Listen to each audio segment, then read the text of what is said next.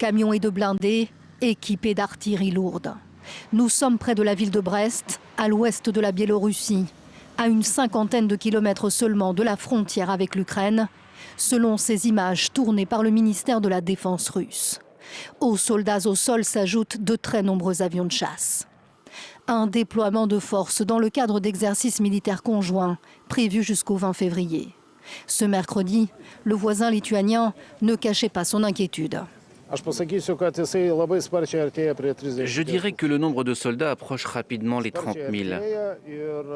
On s'en rapproche très vite et il est évident que toutes ces forces sont dirigées vers le sud. Toutes ces forces sont dirigées contre l'Ukraine.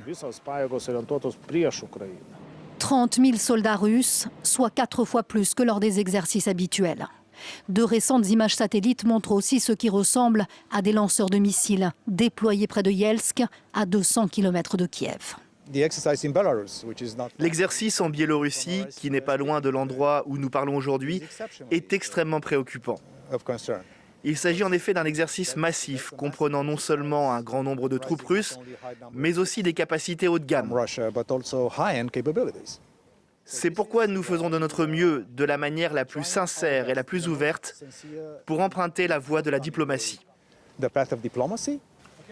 Des tractations diplomatiques qui se poursuivent ce jeudi.